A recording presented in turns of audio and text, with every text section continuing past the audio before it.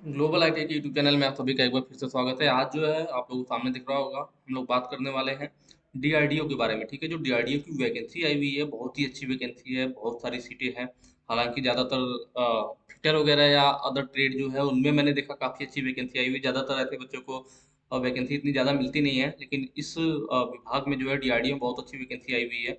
ठीक है, आज हम उसके बारे में डिटेल में बात करेंगे। जैसा कि पहला चीज़ आप यहाँ पर ध्यान देना, क्रूसियल डेट ऑफ एलिजिबिलिटी, इस चीज को जरूर नोटिस करना, 23 सितंबर 2022। क्योंकि जो भी चीज इसका है ना, क्रूशियल डेट ऑफ एलिजिबिलिटी मतलब जो आपकी एज काउंट की जाएगी, जो आपका रिजल्ट कब तक आ जाना चाहिए, उस लिए ये डेट लिखा हुआ है कि क्रूशियल डेट ऑफ एलिजिबिलिटी मतलब महत्वपूर्ण डेट क्या है आपकी एलिजिबिलिटी की, योग्यता की योग्यता की महत्वपूर्ण डेट क्या है, तो वह 23 सितंबर है। मतलब आपकी जो एज होनी चाहिए 18 से 28 के बीच में इन्होंने मांग रखा है, तो 28 कब तक होना चाहिए, 23 सितंबर तक होना चाहिए। मतलब 23 सितंबर तक आपका काउंट किया जाएगा।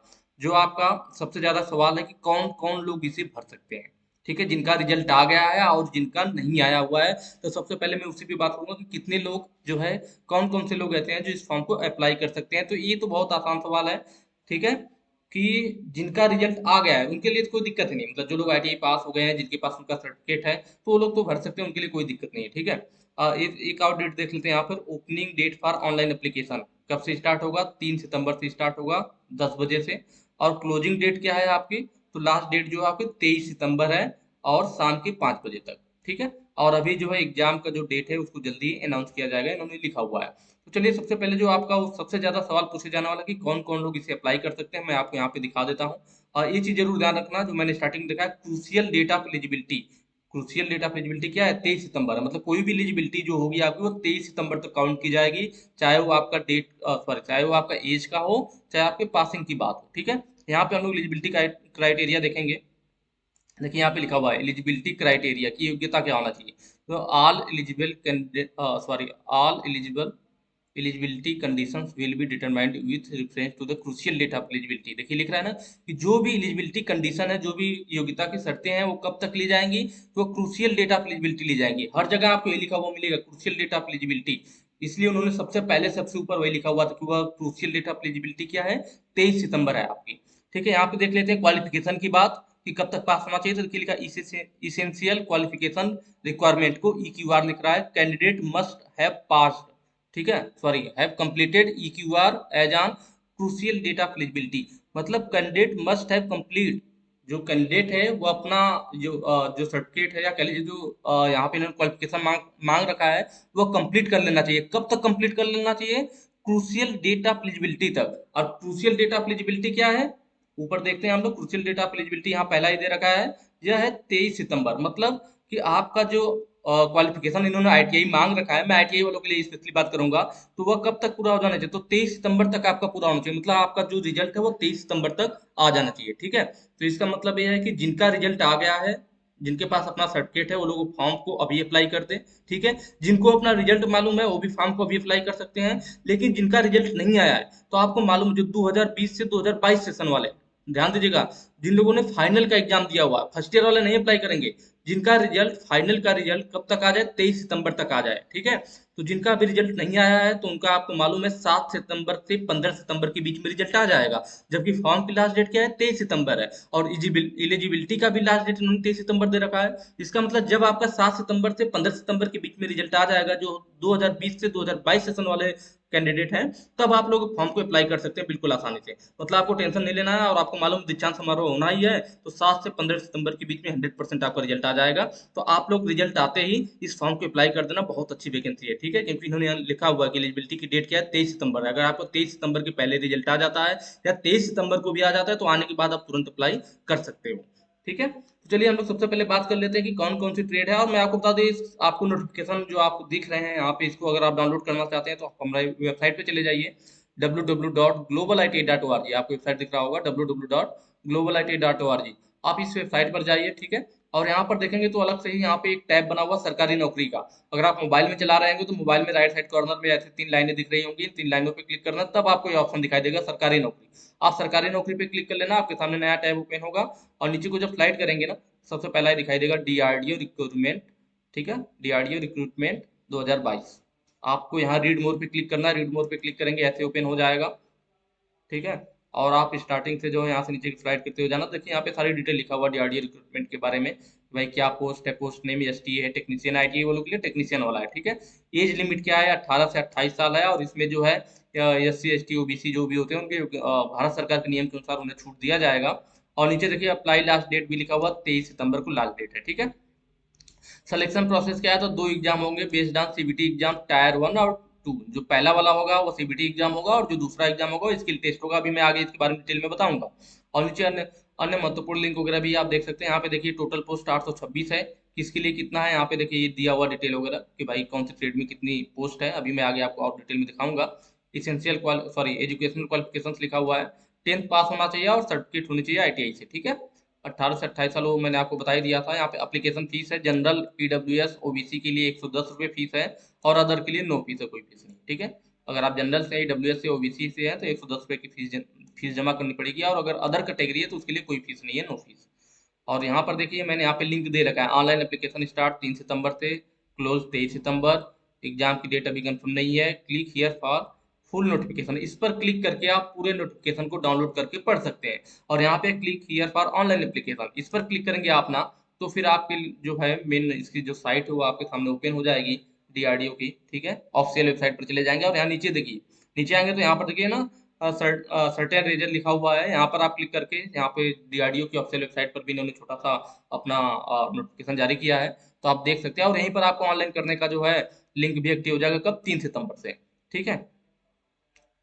तो 3 सितंबर से आप यहाँ पर देख सकते हो। बाकी यहाँ पे आप click here for full notification click कर लेना, आपको नोटिफिकेशन डाउनलोड हो जाएगा, फिर आप इस टाइप से देख पाओगे। यहाँ पर देख लेते हैं कौन कौन सी ट्रेड है। देखिए पहला ऑटोमोबाइल का दे रखा है इन्होंने, टोटल वैकेंसी कितनी है, 34 सॉरी वैकेंसीज है यहाँ पे सबकी, एससी एसटी ओबीसी डब्ल्यूएस सबका अलग अलग इन्होंने दे रखा है। तो देखिए टोटल 5 है यहाँ पर, ठीक है। और रिजर्व में 5 है, सिर्फ जनरल में सीटें है 5 है। वैसे नीचे आ जाते हैं, बुक बाइंडर करके है, तो इसमें भी देखिए टोटल सीट कितनी है। देखिए टोटल वाले में देखेंगे टोटल 20 सीट है यहाँ पर, ठीक है। किसके लिए कितना है, तो देखिए ऊपर देख सकते हैं, जनरल के लिए 7 है, ईडब्ल्यूएस के लिए 2 है, ओबीसी के लिए 6 है, और एसटी के लिए 3 है, एससी के लिए 2 है। इस तरह से आप अलग अलग कॉलम में देखिए ऊपर से आपको मिलाना पड़ेगा, SC ST OBC EWS general, और टोटल, टोटल वाले में टोटल दिखेगी आपको। फिर आप जनरल की देखना चाह रहे हैं, डब्ल्यूएस की देखना चाह रहे हैं, ओबीसी की, एसटी की, एससी की, जिसका भी हो तो उस कॉलम में चेक कर सकते हैं। इस तरह से कारपेंटर वाला है, मैं सबका टोटल बता देता हूँ। कारपेंटर में 12 सीट है टोटल, सीएनसी ऑपरेटर में टोटल 9 सीटें हैं। देखिए कोपा में बहुत अच्छी वैकेंसी, कोपा में 139 सीटें, यहाँ पे आपको दिख रहा होगा, कोपा ट्रेड में 139 है। ड्राफ्टमैन मैकेनिकल में आप देख रहे हैं लगभग 35 सीट है। डी डीटीपी ऑपरेटर है, इसमें लगभग 8 सीटें हैं। और नीचे चलते हैं हम लोग, तो यहाँ देख रहे हैं इलेक्ट्रीशियन में लगभग कितने हैं, 106 सीटें हैं, ठीक है। इसके लिए क्या चाहिए, तो सब में देख सकते हैं यहाँ क्वालिफिकेशन दे रखा है, 10th क्लास होना चाहिए, मतलब हाई स्कूल आप पास होना चाहिए, प्लस सर्टिफिकेट होना चाहिए आईटीआई से। अगर इलेक्ट्रीशियन के हैं तो इलेक्ट्रीशियन या वायरमैन या इलेक्ट्रिकल में ट्रेड में हो सकता है, ठीक है। वैसे ही अगर फिटर वाले हैं तो certificate from ITI in fitter, bench fitter trade में चाहिए आपका। कोपा वाले हैं तो देखिए यहाँ देख रहा है certificate from ITI in computer operator and programming assistant, उसी को कोपा कहते हैं, तो कोपा में चाहिए, तो इस तरह से उन्होंने दे रखा है। इलेक्ट्रॉनिक्स का देख रहे हैं 113 सीट है, फिटर में 127 सीट है। और इसी तरह से नीचे बढ़ेंगे तो देखिए 7 सीटें आपका ग्राइंडर में है, मशीनिस्ट में 89 सीटें हैं, 4 सीटें मैकेनिक डीजल में है, मिल राइट मैकेनिक में जो 8 सीटें, मतलब बहुत अच्छी वैकेंसी है। आप देखेंगे तो ठीक ठाक सीटें आई हुई है। मोटर मैकेनिक में 13 सीट है, पेंटर में 3 सीटें आई हुई हैं, 11 सीटें फोटोग्राफर ट्रेड में है। और आरएसी वाले में देखिए आपका ये 8 सीटें आई हुई हैं, ठीक है। उसके बाद यहाँ पे सीट मेटल वाले में भी 14 सीट है, टर्नर में 45 सीटें आई हुई हैं, और यहाँ पर वेल्डर में भी 50 सीटें हैं। टोटल मिलाकर 826 सीटें आपकी आई हुई है, सब अलग अलग ट्रेड में। तो यहाँ पे आप ट्रेड का देख सकते हैं। और मैंने आपको बता दिया था कि भाई कौन कौन इसे अप्लाई कर सकता है, वो भी चीज़ मैंने आपको बता दी। दूसरा हम लोग इसका थोड़ा बात करेंगे आगे डिटेल में कि एग्जाम वगैरह का क्या है, ठीक है। जैसे कि ये सेंटर है, आपके सेंटर कहाँ कहाँ पर है, तो देखिए आगरा में है, ठीक है। एग्जामिनेशन सिटी आपका है कि आगरा में, आगरा आपका आएगा ऑप्शन चूज करने के लिए। अहमदाबाद, बेंगलुरु, भोपाल, भुवनेश्वर, चंडीगढ़, चेन्नई, कोयम्बटूर, देहरादून, दिल्ली एनसीआर, गोरखपुर, गुवाहाटी, ग्वालियर, हैदराबाद, इम्फाल, और आपका ईटानगर है, और जबलपुर है, जयपुर है, जम्मू है, जोधपुर है, कानपुर है, कोची है, कोलकाता है, लेह है, लखनऊ है, मुंबई है, नागपुर, नासिक, पणाजी, पटना, पोर्ट पोर्ट ब्लेयर, और पुणे, रायपुर, रांची, सिलीगुड़ी, ठीक है, तिरुवनंतपुरम, वाराणसी, विजयवाड़ा और विशाखापट्टनम। ये टोटल 39 सेंटर है जहां आप फॉर्म भरते समय अपने सेंटर को चूज कर सकते हैं एग्जाम देने के लिए। एग्जाम पैटर्न क्या रहेगा, तो यहाँ देखिए सिलेक्शन प्रोसेस देख लेते हैं। सिलेक्शन प्रोसेस क्या होगा आपका, मैं आईटीआई के लिए बात करूंगा तो देखिए यहाँ पे दिया for the post of technician A, technician A वाला जो आईटीआई की पोस्ट है तो मैं आईटीआई की बात करूंगा। The selection process will be consist of tyre 1 CBT, मतलब जो पहला एग्जाम होगा आपका सीबीटी होगा, और जो टायर 2 मतलब जो दूसरा एग्जाम होगा वो ट्रेड टेस्ट होगा। तो भाई आपका सिलेक्शन कैसे होगा टेक्नीशियन ए में, तो वही बता रहा कि जो आपका दो एग्जाम होंगे, पहला एग्जाम जो होगा टायर 1 जो होगा आपका वो सीबीटी होगा, और जो दूसरा होगा आपका वो ट्रेड टेस्ट होगा। सीबीटी वाले में मतलब ऑनलाइन आपके एग्जाम होंगे, कंप्यूटर पे देना पड़ेगा, और दूसरा जो होगा ट्रेड टेस्ट मतलब प्रैक्टिकल रिलेटेड होता है जो आपको कराया जाता है। ठीक है, तो वह किस टाइप का होगा, तो देखिए दिया होगा जो टायर आपका जो सीबीटी वाला है, सीबीटी वाले में क्या होगा आपका ऑब्जेक्टिव टाइप होंगे, मल्टीपल क्वेश्चन होंगे। ठीक है, जबकि और दूसरा जो ट्रेड टेस्ट वाला वो सिर्फ क्वालिफाई नेचर का होगा, मतलब जो आपकी मेरिट बनेगी ना वो सीबीटी वाले के हिसाब से, जो टायर 1 का आपका एग्जाम होगा सीबीटी वाला होगा उसके हिसाब से आपकी मेरिट बनेगी। ठीक है, जो दूसरा वाला आपका होने वाला है जो कि ट्रेड टेस्ट है, स्किल टेस्ट भी बोलते हैं इसको, ये सिर्फ क्वालिफाई आपको करना होगा। आपको उनके सामने लगभग 1 से 2 घंटे का आपको टाइम मिलेगा इसके लिए, तो उसमें सिर्फ आपको करके दिखाना होगा। ठीक है, जो भी वो देंगे आपको, कोई टूल वगैरह यूज करने के लिए दे सकते हैं। ठीक है, क्योंकि 1 से 2 घंटे में कोई जॉब तो बनवाएंगे नहीं, जहां तक अंदाजा है मुझे कि वह जो टूल्स वगैरह होते हैं उनको यूज करने के लिए दे सकते हैं। तो आपको स्किल टेस्ट से रिलेटेड रहेगा, जो कि सिर्फ आपको पास करना है, उसका कोई मेरिट नहीं होगा। अगर आप इसमें पास होंगे तभी आपका ये भी पास करना भी जरूरी है। ठीक है, ट्रेड टेस्ट अगर आप पास करेंगे तभी आपका जो है सीबीटी एग्जाम के आधार पर आपकी मेरिट बनेगी। ठीक है, मेरिट आपका सीबीटी एग्जाम के आधार पर बनेगा, और जो ट्रेड टेस्ट है उसको सिर्फ आपको पास करना है।